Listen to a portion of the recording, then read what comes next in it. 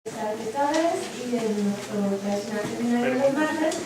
Antes de presentar nuestra ponencia de hoy, les quiero hacer el aviso de seguridad ya de costumbre.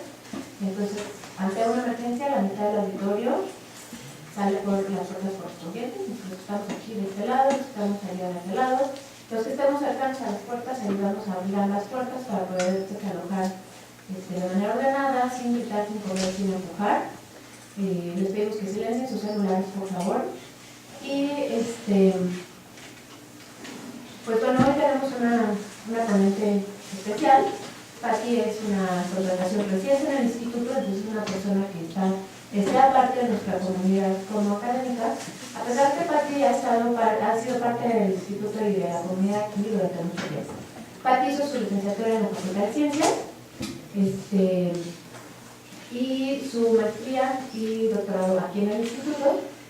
Patti siempre ha trabajado con hongos, como van a ver ahorita, y pues ingresó a toda esta área de investigación, estudiando los conicetos, pero van a ver cómo pues Patti se ha diversificado y mucho de su trabajo inicial es en ecosistemas marinos, pero también tiene mucho trabajo en ecosistemas terrestres, también ya sea acuáticos, pero también terrestres.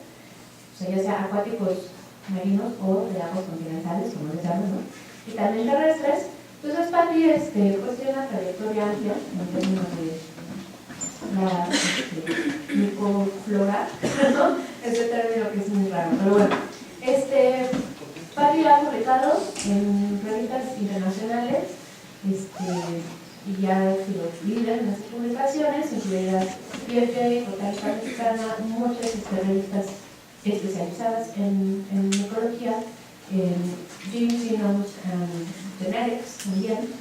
Y entonces, y Patti también, a pesar de una trayectoria reciente, ya tiene experiencia en formación de recursos humanos y en docencia aquí en las facultades biológicas y en otros posgrados. Además, Patti tiene amplias estancias en el extranjero, que muchas han sido, como que hay una conexión especial con Japón, ¿no? Entonces, pues bueno, Patti sin más, yo creo que le voy a dar la palabra y muchas gracias por venir.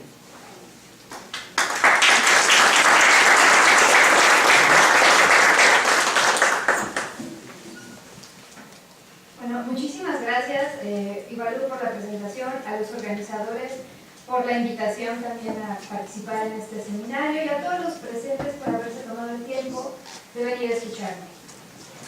Entonces, considerando la audiencia tan especializada que tenemos aquí el día de hoy, pero a la vez tan heterogénea, decidí estructurar la plática de la siguiente forma. Voy a comenzar con una breve introducción hacia lo que son los sistemas microbianos y después voy a compartir con ustedes algunas experiencias. ¿Sí se oye? Sí. Algunas experiencias de investigación realizando aproximaciones hacia la ecología de poblaciones en hongos microscópicos, utilizando herramientas de genética de poblaciones y un poquito de transcriptómica comparada, y también algunas investigaciones con enfoque hacia la ecología de comunidades de hongos microscópicos, utilizando diferentes aproximaciones, pero enfocándonos en la evaluación de la estructura de estas comunidades, la evaluación de las interacciones inter e intraespecíficas, así como la respuesta que estos hongos pueden tener a algunos disturbios de origen humano. Sin más, vamos a comenzar por puntualizar algunas definiciones. Y cuando yo me refiero a ecología, estoy hablando de una disciplina que se encarga de estudiar las interrelaciones entre los organismos y su medio tanto biótico como abiótico.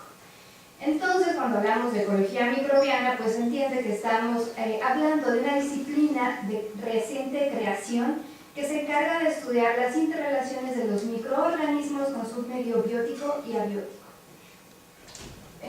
Cuando realizamos estudios de ecología es muy importante siempre tener muy claro el nivel de organización en el que nos estamos moviendo. No es lo mismo realizar estudios a nivel global, a nivel ecosistema, a nivel comunidad, a nivel población, a nivel individual, y como pueden ver aquí, yo quiero enfatizar todo el concepto teórico, toda la metodología se ha desarrollado basados en sistemas macroscópicos, principalmente sistemas animales o comunidades vegetales. por lo que la ecología microbiana es una disciplina de reciente creación relativamente hablando. Y bueno, los microorganismos son un grupo taxonómicamente muy diverso que incluye desde virus, protozoarios, bacterias, y dentro de este grupo tan heterogéneo también tenemos a los hongos. Y yo en esta plática me voy a enfocar en este grupo. Estos microorganismos están cumpliendo roles funcionales en todos los ecosistemas del planeta y además representan un componente muy importante de la diversidad. Como pueden ver en esta gráfica, si sumamos la porción roja, que son las bacterias, la porción color crema, que son los protistas, y la porción gris, que son los hongos, estos son valores de diversidad estimada por grupo. Estamos hablando de más de la mitad de la biodiversidad que se encuentra en el planeta. Bueno, sin embargo, el estudio de estos microorganismos por muchísimos años se vio limitado al uso de herramientas específicas. Pero por fortuna, recientemente ha habido un avance tecnológico que nos ha permitido realizar estudios cultivo independientes. Esto significa que no necesitamos forzosamente cultivar a los organismos en el laboratorio. Sin embargo, el mensaje principal que quiero que se lleven de esta plática y hacia dónde va encaminada es que en la actualidad yo considero que el reto es realizar investigación científica integral. Esto significa incorporar cientos de años de conocimiento de estudios cultivo dependientes a todas las tecnologías que actualmente se están desarrollando. Sin más, vamos a comenzar con algunos estudios de caso. Esta es una aproximación que tuvimos hacia la genética de poblaciones, es ecología de poblaciones, y utilizamos como sistema de estudio el ambiente marino, a los hongos marinos. ¿Y cómo se define un hongo marino? Bueno, hay dos grupos principales. Los hongos marinos facultativos, que son aquellos que pueden en algún punto crecer en un ambiente marino, y también tenemos a los hongos marinos estrictos, que son aquellos hongos que forzosamente necesitan condiciones de ambiente marino para completar su ciclo de vida. Sin embargo, esta definición actualmente está siendo muy debatida, es muy difusa. Este ejemplo se los pongo porque es una porción de lo que sucede en el campo. Cuando vamos a los sistemas marinos, pues estamos obteniendo estos dos grupos, ¿no?, de las playas o de todos los ambientes. Y como pueden observar en esta reconstrucción filogenética, pareciera que no hay una señal evolutiva clara. En otras palabras, especies que han sido aisladas de ambientes terrestres, aquí de color rojo, se están agrupando con especies que son aisladas de ambientes marinos, aquí de color moradito, y de igual forma no importa el sustrato, si se aislaron de madera, si se aislaron de sedimento, etc. Pero cualquiera que sea su definición, es un hecho que el estudio de la biodiversidad de estos hongos es importante. Y no solamente por la importancia que tiene el conocimiento de esta diversidad, sino por el rol ecológico que están desempeñando los ecosistemas, y además de forma muy importante son objetos de estudios de bioprospección. Esto significa que gracias a su metabolismo tan especializado, a tolerar ambientes tan arduos para la vida, están logrando obtener metabolitos únicos y nuevos para la ciencia. Además, estos hongos también son útiles para la bioremediación, potencialmente de derrames de petróleo, y son bioindicadores también del disturbio de actividades humanas, esto es específicamente para el caso de las playas turísticas. A pesar de esta gran importancia que tienen, el estudio de su diversidad se encuentra aún muy poco desarrollado. En la gráfica del lado izquierdo, en color verde, está el estimado de especies fúngicas que tenemos. Es el estimado más conservador, es el más aceptado. Los estimados llegan hasta 5.5 millones de especies, yo les puse el de 1.5, y la porción que apenas se alcanza a distinguir de color rojo es la proporción de especies que conocemos en la actualidad. Del lado derecho tenemos las especies conocidas de todos los ambientes, y esta porción naranja son las especies que se conocen de ambientes marinos. Y esto es ilógico si consideramos que el océano cubre más de 3/4 partes del planeta Tierra. Además, estos ecosistemas marinos son ambientes muy frágiles y están muy impactados por diversas actividades de origen humano, ¿no? Todos estamos familiarizados con la contaminación de plásticos en el océano, en las playas marinas, derrames de petróleo, desagüe o desembocadura de ríos muy caudalosos, muy contaminados con pesticidas, desechos municipales, etc. Entonces, en este marco teórico se desarrolló esta investigación sobre genética de poblaciones, donde utilizamos como modelo de estudio a Corolospora marítima. Aquí les muestro una lámina con la morfología característica de esta especie. Es una especie marina arenícola, lo que significa que se desarrolla sobre o entre los granos de arena. Los ascomas o sus estructuras reproductivas se adhieren a los granos de arena por medio de una estructura que se llama subículo. En su interior tienen ascas que son helicoescentes y dentro de las ascas tenemos a las esporas. Estas esporas tienen adaptaciones morfológicas muy específicas para el ambiente marino. Por ejemplo, los apéndices ecuatoriales que le permiten flotar en la espuma de las olas del mar y así dispersarse. También tienen apéndices apicales que son gelatinosos, un poco pegajosos, y esto le ayuda para cuando las olas arrojan las esporas a la playa, se logran adherir al sustrato y así completar su ciclo de vida. De forma muy importante y por la razón que seleccionamos esta especie como modelo de estudio para genética de poblaciones es que tiene una distribución cosmopolita, es decir, se encuentra en todo el mundo y además se encuentra de forma dominante. Entonces lo que hicimos fue ir a muestrear 19 poblaciones a lo largo de la costa mexicana, en el Océano Pacífico, incluyendo el Golfo de California, Panamá, Ecuador, también el Golfo de México, el Caribe mexicano, el Caribe cubano, pero también incluimos playas en Hawái y en Japón. Y el primer resultado que nos llamó muchísimo la atención es que los niveles de diversidad genética dentro de Corolospora marítima son particularmente altos. Y les pongo esta tabla comparativa para que tengan punto de referencia y no solamente porque yo vine a decírselos. Pueden ver que Corolospora marítima tiene niveles de diversidad más alto que por supuesto el humano, pero también otros mamíferos e incluso otros hongos, ascomicetes, saprobios, patógenos, etc.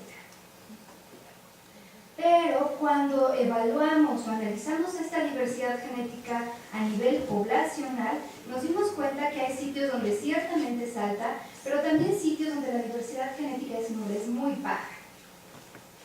Y estos sitios coinciden con playas donde la diversidad taxonómica se ha perdido, la diversidad de especies comunes y la diversidad de especies raras. Voy a volver más adelante a esta gráfica.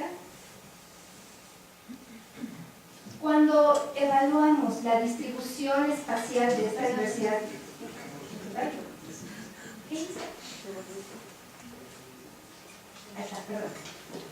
cuando evaluamos la distribución geográfica de esta diversidad, es decir, la estructura genética, nos dimos cuenta que no hace ningún sentido geográfico, es decir, poblaciones que se encuentran en el Golfo de México parecieran que son genéticamente más similares a las del Océano Pacífico en Hawái y en Japón. Esto no tiene ningún sentido geográfico. Entonces nos planteamos las siguientes hipótesis.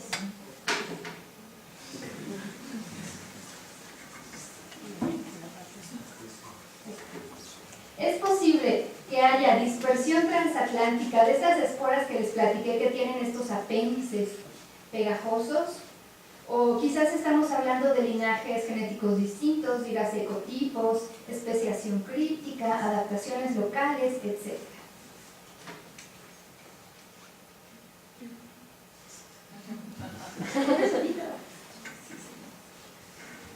Bueno, esta pregunta la logramos responder mediante una reconstrucción filogenética utilizando el algoritmo Maximum Likelihood y vimos que Corolospora marítima comprende 5 linajes genéticos distintos. Y encima de todo, estos 5 linajes genéticos tienen una distribución geográfica sobrelapada. Es decir, en la misma playa podemos tener la presencia de 2 o más representantes de estos linajes.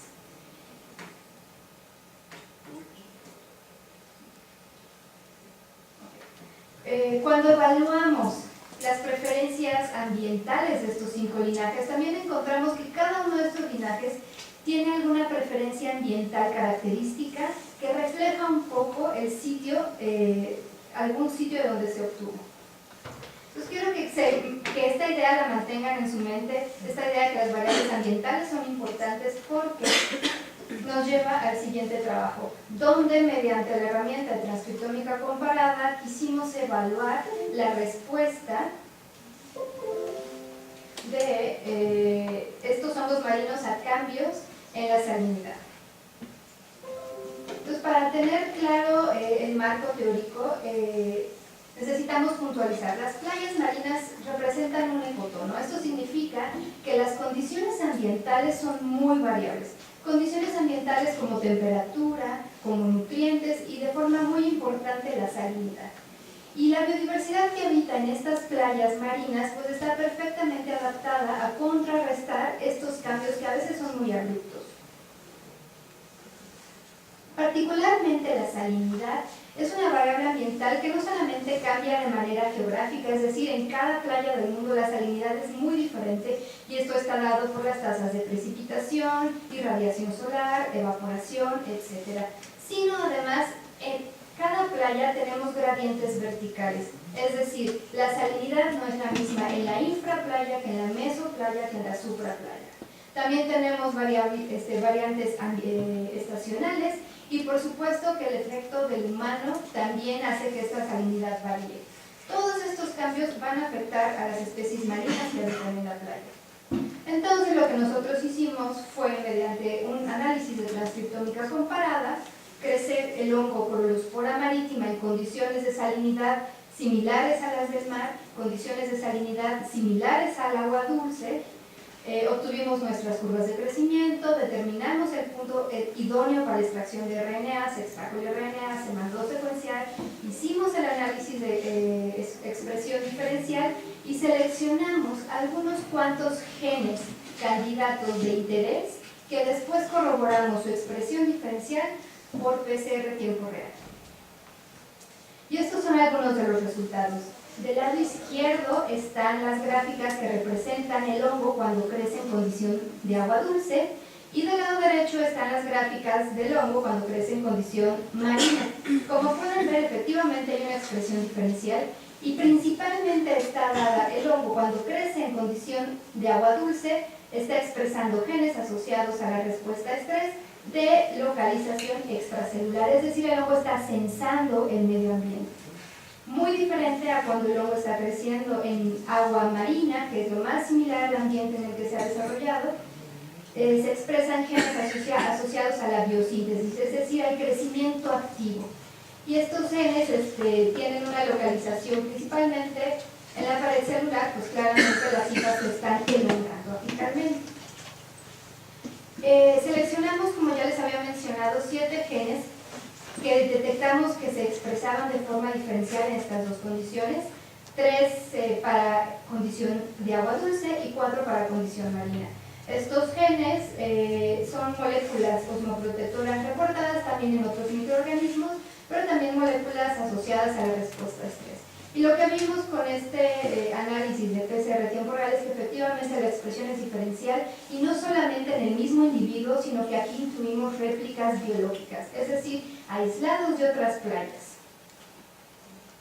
Entonces, en resumen, se puede decir que cuando Corolospora marítima está creciendo en una condición de agua dulce, está expresando genes asociados a la modificación de la pared celular en respuesta a estos cambios osmóticos y respuesta celular al estrés.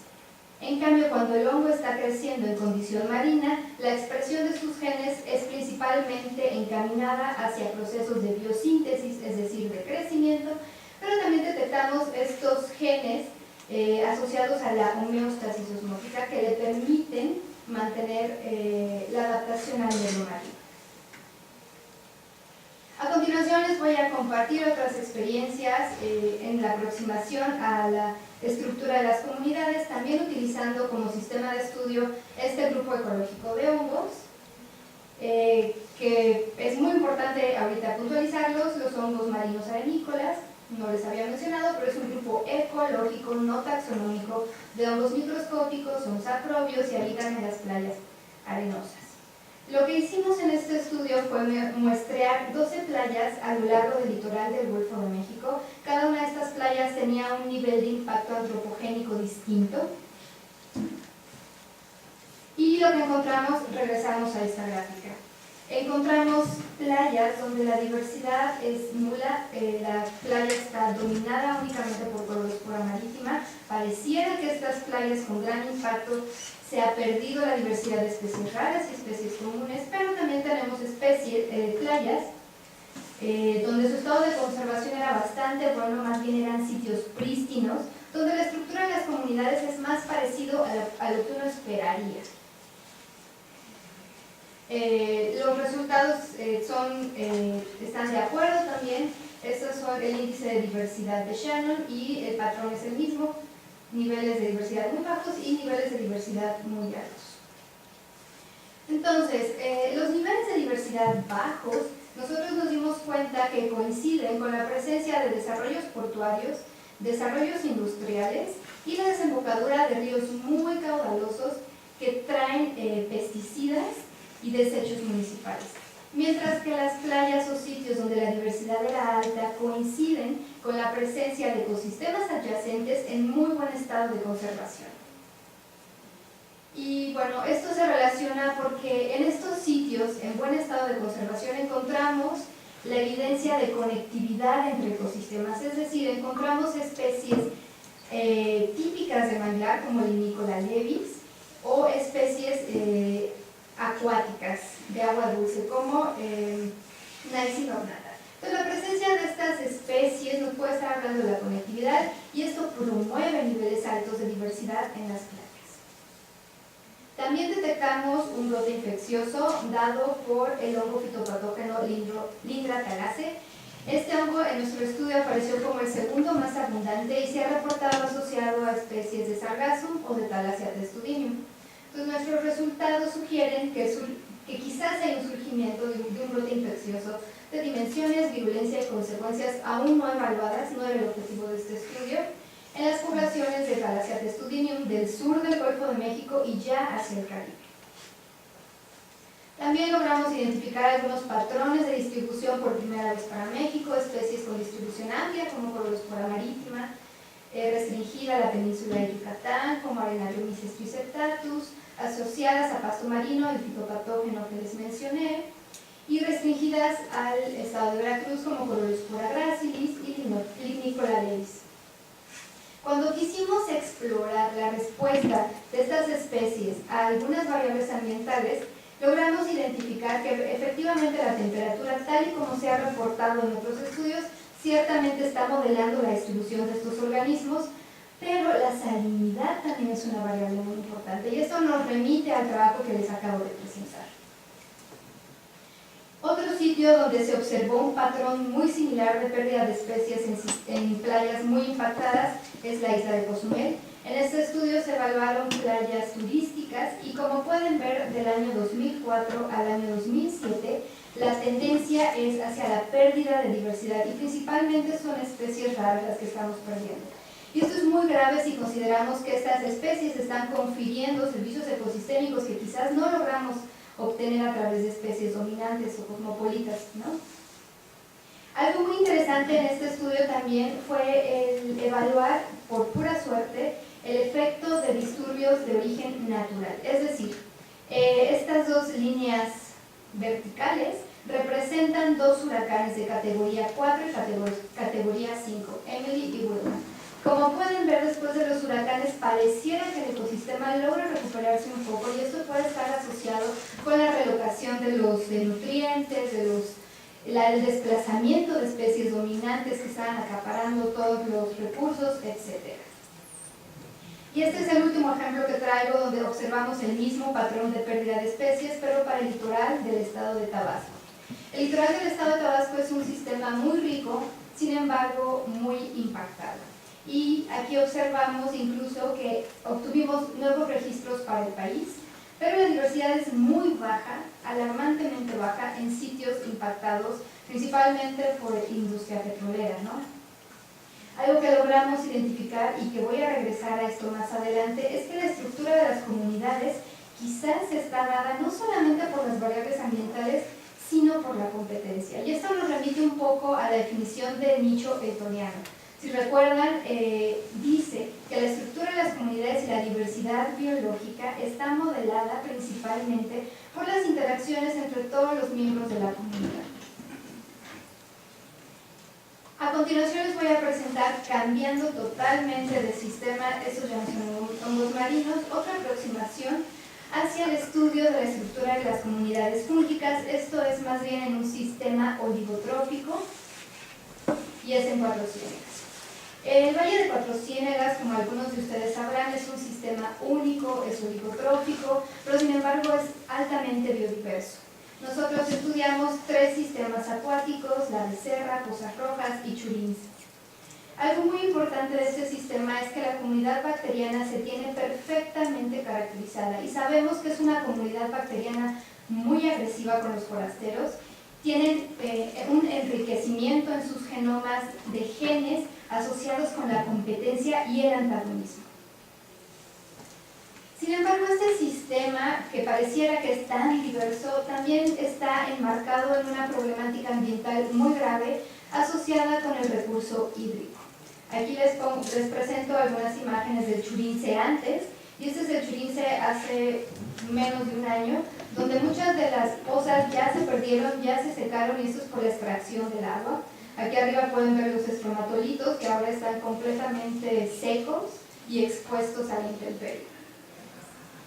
Entonces nosotros aplicamos 2 metodologías, 2 enfoques. El primero fue algo similar a un mesocosmos, donde fuimos al sitio, plantamos, pusimos carnadas de madera y también recuperamos restos vegetales del sitio.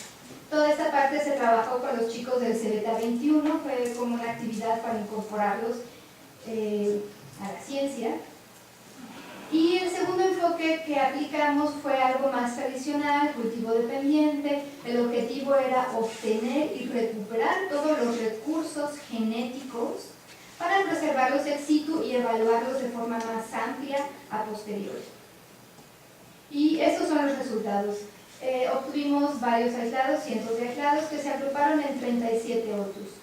Estos otus tenían representantes en diferentes filas, desde Zygomycetes, Ascomycetes, Bacillomycetes.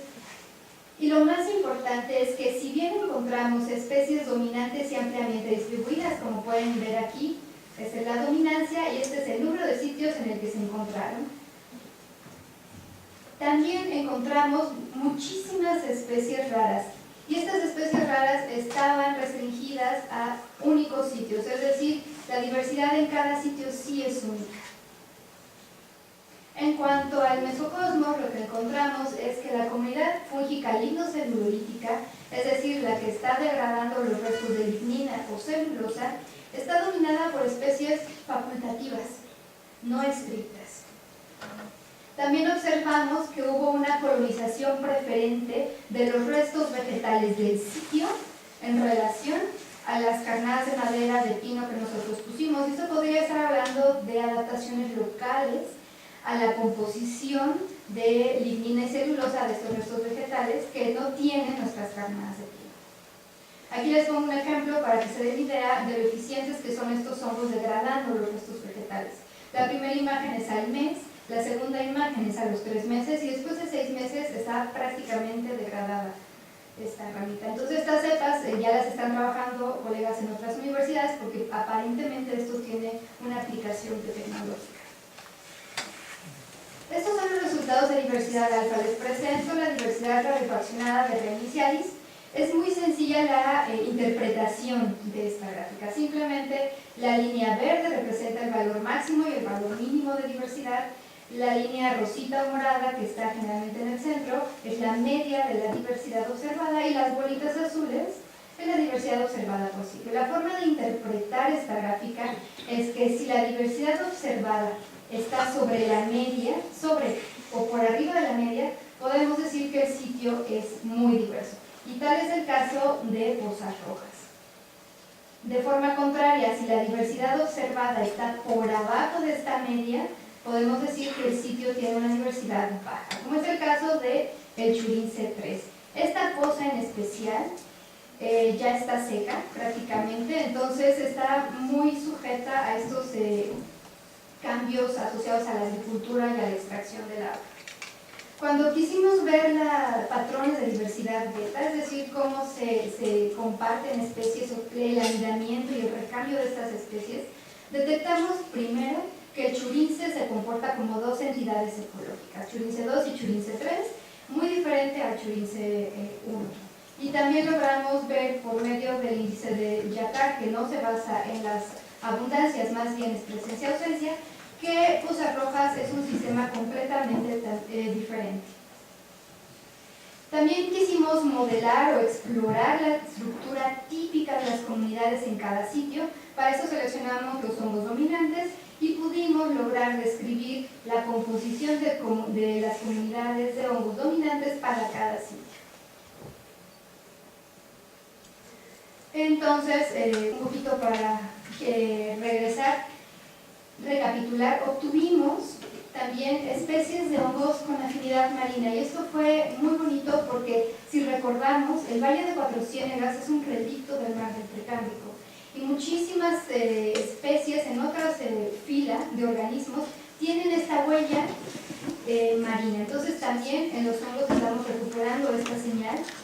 No logramos registrar especies acuáticas estrictas, más bien todas son facultativas, y esto podría estar dado, uno, por la desecación de las pozas, que si tenemos especies estrictas pues no logran resistir, pero también puede ser por la comunicación o el trade-off que están teniendo con las comunidades bacterianas y toda la comunidad microbiana en general. Y esta idea quiero que la mantengan en mente. Logramos rescatar una diversidad taxonómica moderada en comparación con otros sistemas áridos, y esto puede estar relacionado con un balance entre presiones selectivas altas y un ambiente muy cambiante. Y ahora sí vamos ya a la última parte de la plática, donde voy a enfocarme un poquito más en las interacciones. Y para esto vamos a retomar tres conceptos en ecología microbiana que están muy en boga. El primero es la idea de que los microbios tienen una vida social. Y este artículo hace una analogía con un mercado donde hay especies que acumulan todos los bienes, y dependiendo de la moneda de cambio del vecino es si le sueltan o no el bien. Estos bienes pueden ser nutrientes, pueden ser espacios, pueden ser muchísimas cosas.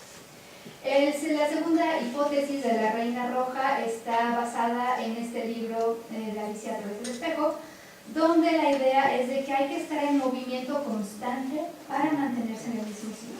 Y esto en términos de interacciones se refiere a interacciones de antagonismo, es decir, una carrera armamentista constante, que está en movimiento constante, y esto para mantenerse siempre en la pelea eterna.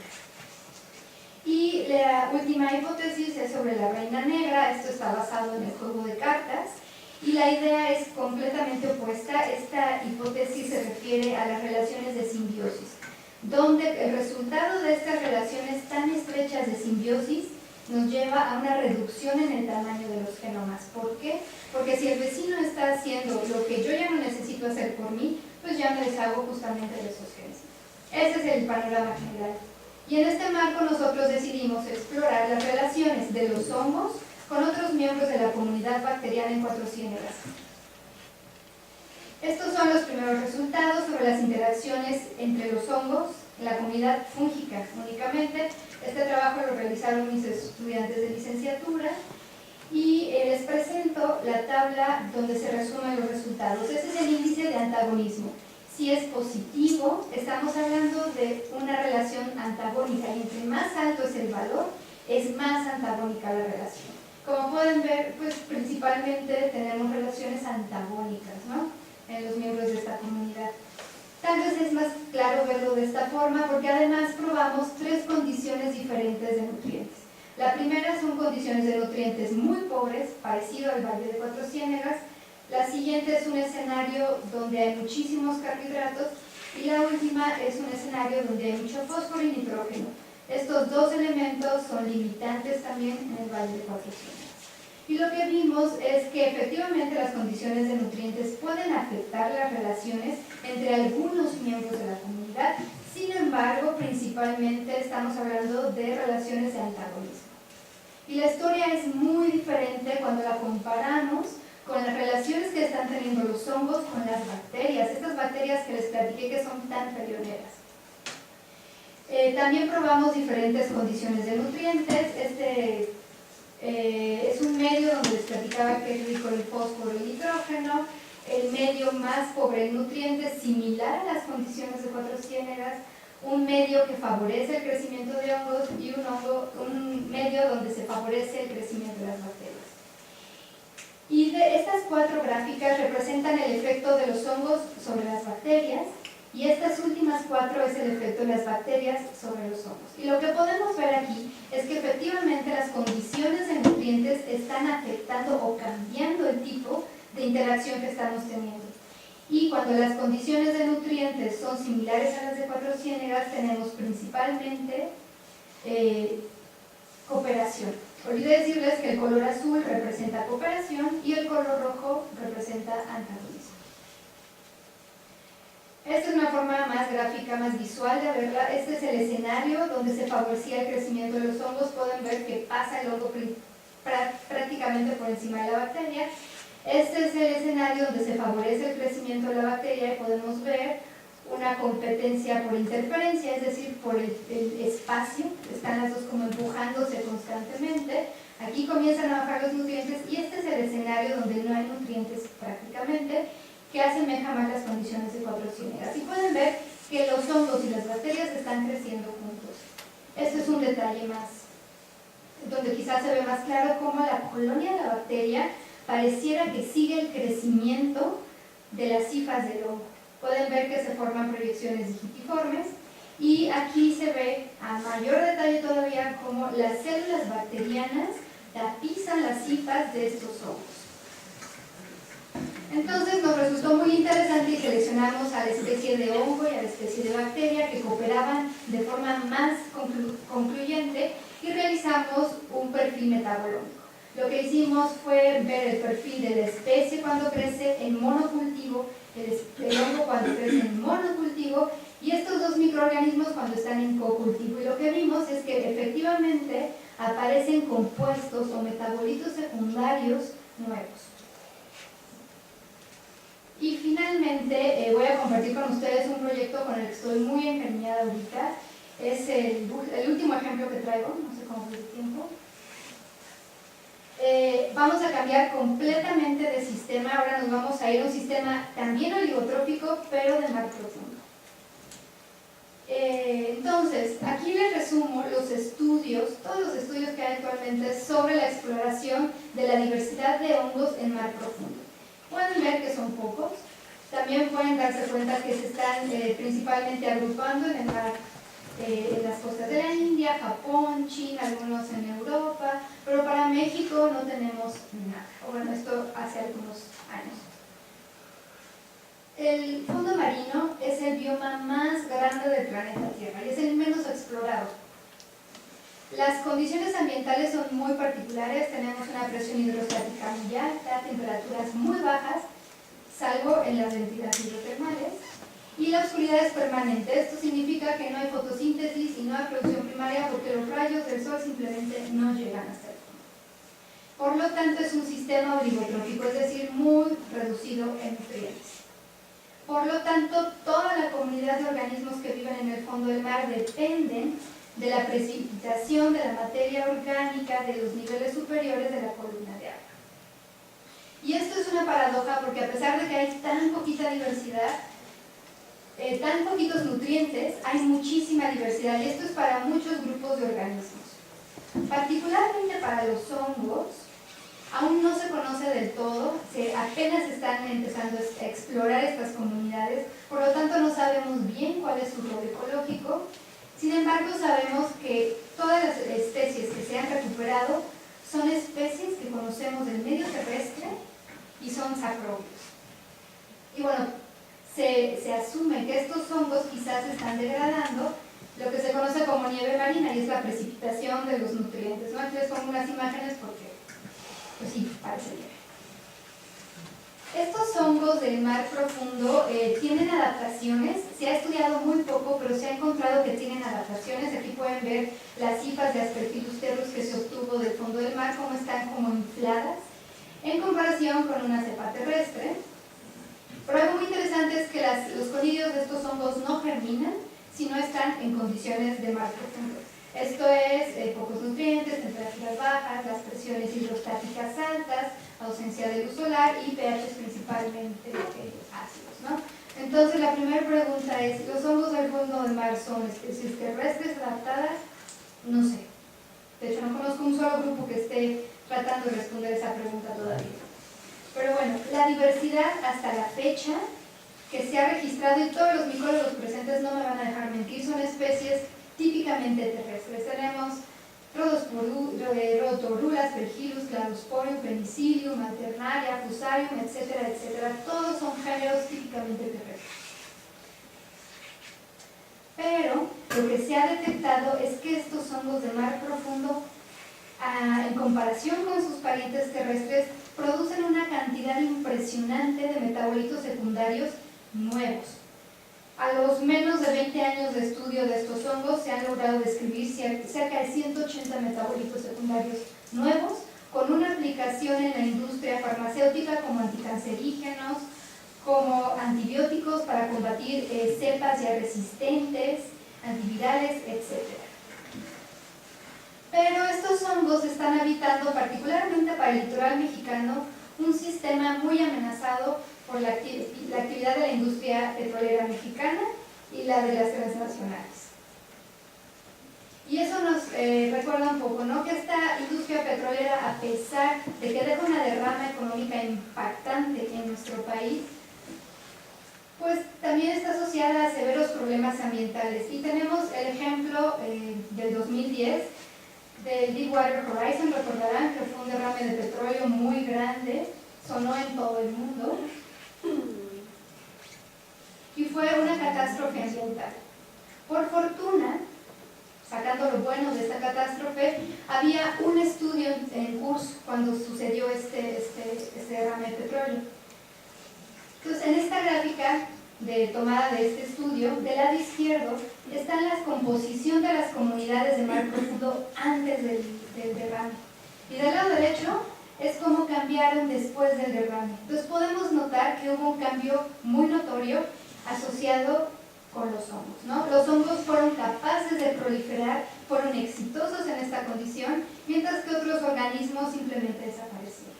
Entonces, ¿cuáles son las lecciones del derrame de petróleo de Deepwater Horizon? Bueno, hubo cambios en la composición de las comunidades, donde se favoreció el proliferamiento de las especies fúngicas, lo cual nos puede estar dando ideas sobre la posibilidad de que estos organismos tengan la capacidad de degradar hidrocarburos. Sin embargo, pues todavía no sabemos ni siquiera qué hongos tenemos en el fondo del mar mexicano. Entonces, nos dimos a la tarea de explorar dos regiones petroleras en el Golfo de México, de mar profundo, desde los 500 hasta los 3.000 metros de profundidad. Realizamos los muestreos en un buque oceanográfico, se lanzaron los nucleadores, regresaron, tomamos las pseudoréplicas de cada nucleador, estos núcleos de sedimentos se llevaron al laboratorio y obtuvimos los hongos mediante un enfoque cultivo dependiente, utilizando medios de cultivo ya desarrollados para estos organismos. En resumen, obtuvimos 7 filotipos, de los cuales el género Penicillium fue el más abundante. Esto coincide perfectamente con otros estudios. Y bueno, para deleite de los presentes les pongo algunas imágenes. Aerobacillum pullulans es una especie de levadura o un hongo filamentoso dimórfico. Esto significa que puede ser levadura, pero también tiene un estado filamentoso. Este hongo se ha reportado de diversos ecosistemas, pero también del mar profundo en China, y es muy importante en la biotecnología y también como biocontrol de fitopatógenos. Es un patógeno facultativo y es una especie de las llamadas poliextremo tolerantes, es decir, que tolera cualquier condición ambiental. De forma similar, Penicillium brevicompactum también es una especie cosmopolita, se le conoce también de ambientes terrestres, pero también del fondo del mar en la India. Es también muy importante en la biotecnología y también tolera condiciones extremas.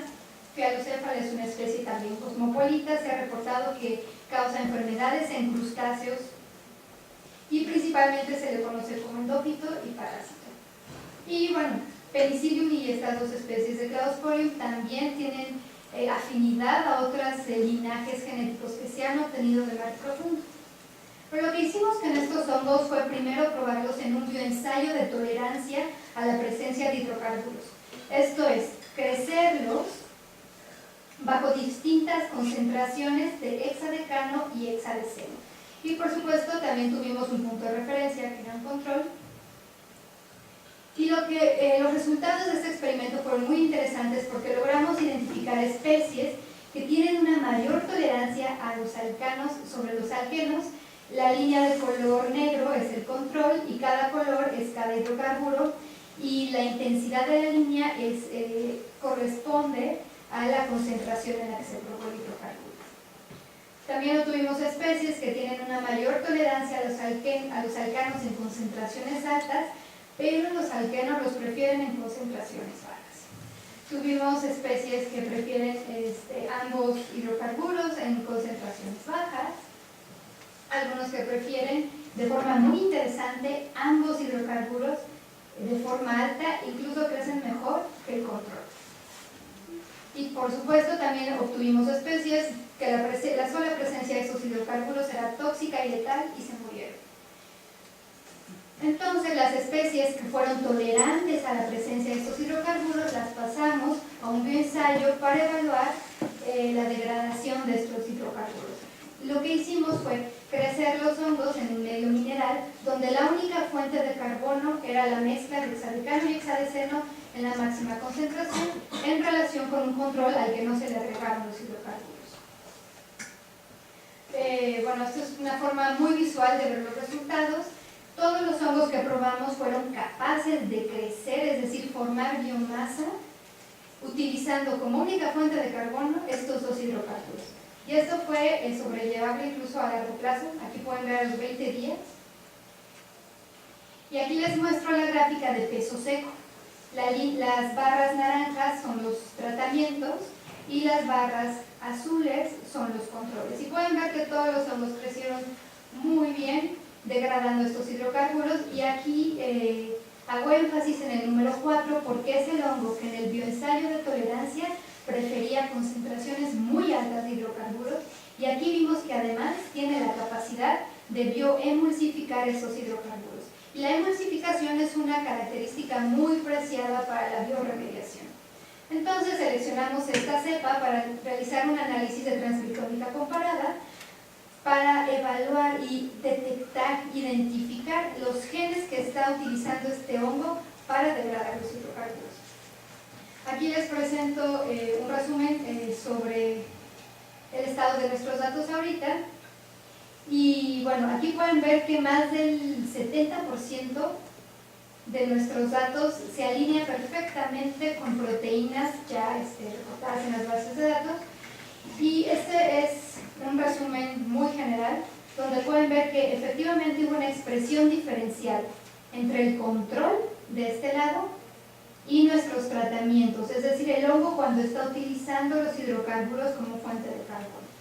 Y algo muy interesante que detectamos fue que cuando el hongo está creciendo con una fuente de carbono como la glucosa, tiene niveles de expresión mucho más altos cuando le estamos poniendo el hidrocarburo.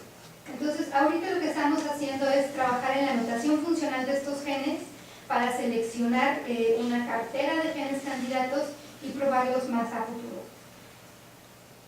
Las conclusiones generales de esta plática entonces son que es necesario realizar protocolos de investigación integrales que contemplen enfoques cultivo-dependientes y cultivo-dependientes. También la genética de poblaciones nos brinda las bases teóricas para evaluar las dinámicas interespecíficas, así como los factores que las determinan en nuestras comunidades fúngicas. Las interacciones inter- e intraespecíficas desempeñan un rol fundamental en la dinámica de los nutrientes, y esto lo probamos para un sistema oligotrófico como 4 cirenas. Y la transcriptómica comparada es una herramienta muy útil para detectar la expresión diferencial de genes asociados a características ambientales de interés. No me queda más que agradecer a todas estas fuentes de financiamiento y a todos estos colaboradores que en algún punto de la investigación me apoyaron, me ayudaron muchísimo. Gracias.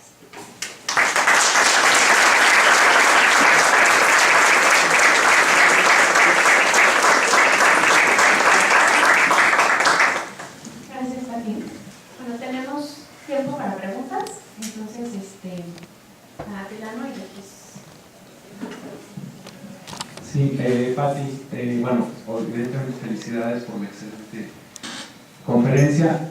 Precisamente lo que tenía en mente era preguntarte esto, cierras con esa imagen. Se está hablando mucho de los plásticos y de que nada los descompone, de que son muy estables en los ecosistemas. Es lo que te quería preguntar. ¿Ves algún futuro, dado que son derivados, ¿no? Son derivados de la industria del petróleo, en que puedan algunas especies como estos hongos que mencionas degradar plásticos, o alguna tecnología que haga algo que de alguna manera prepare estos plásticos para que puedan luego ya los hongos en algún componente que tengan digerirlos? ¿Se está hablando de esto en el campo? Sí, bueno, ahí tengo dos respuestas. La primera es un comercial que no puse porque no sabía si me iba a dar tiempo, pero la primera respuesta está asociada más bien hacia nuestros hábitos de consumo, ¿no? Simplemente cambiando nuestros hábitos de consumo, llevando botellas, no pidiendo bolsas en el súper, etcétera. Ayudamos muchísimo a evitar que se sigan acumulando estos plásticos. Y desde el punto de vista académico, sí hay un futuro. Por ejemplo, acaban de descubrir, o bueno, identificar una bacteria que es capaz de hacer esto. En hongos no tengo conocimiento de alguien que esté explorando específicamente la degradación de plásticos, pero ya vimos que si son capaces de utilizar hidrocarburos tan complejos como estos que yo probé, posiblemente si se realiza investigación un poco más enfocada hacia eso, yo creo que sí hay muchísima posibilidad de encontrar algo.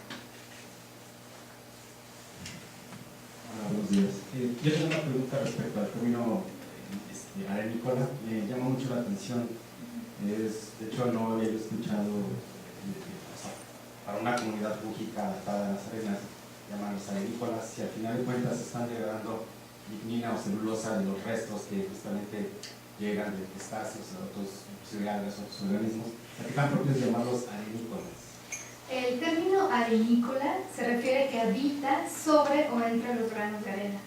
Un sinónimo a este término sería endopsamófilo, que también se refiere a que vive en los espacios que se hacen entre los granos de arena.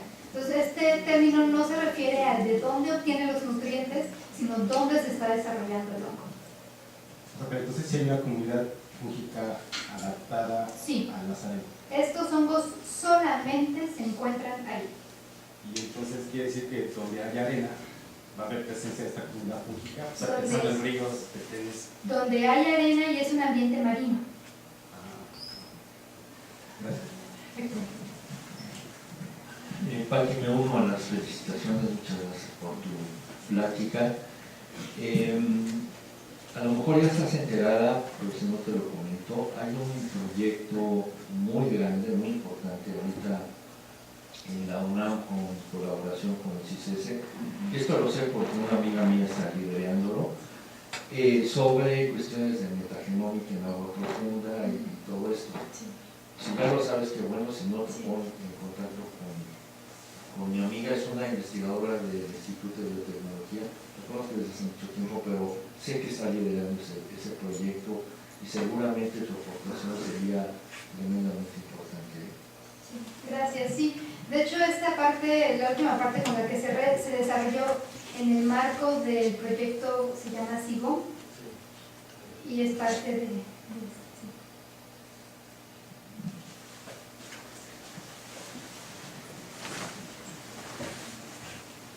La pregunta va a parecer un poco, a lo mejor, obvia, no sé, pero cuando menciona ¿cuál es la diferencia entre grupo ecológico y grupo taxonómico? ¿Cuál sería la médula de esa definición? ¿Por qué no se podría definir estos hongos como grupos taxonómicos? Bueno, un grupo ecológico se basa en la delimitación por su rol ecológico, por su nicho. El grupo taxonómico, pues ahí estamos haciendo infiriendo relaciones evolutivas. Es simplemente eso. Yo tengo una duda sobre de estas muestras del fondo marino, como qué porcentaje era cultivable, porque o sea, no analizaron como toda la diversidad, pero solamente lo que tenía importancia biotecnológica. Bueno, esa es muy buena pregunta. También tenemos la parte sobre secuenciación masiva, solo que no lo presenté porque era muchísima información, pero también tenemos esa información y lo interesante es que por secuenciación masiva de aplicones de ITS 18S hubo especies que no recuperamos cultivando, pero también viceversa. Hubo especies que logramos cultivar que ellos no lograron detectar o que ellos incluso detectaban como lecturas que se descartaban. Y sí hubo, bueno, respondiendo más de frente a tu pregunta, es muy poca la proporción de hongos que logramos en comparación con un enfoque cultivo independiente recuperar.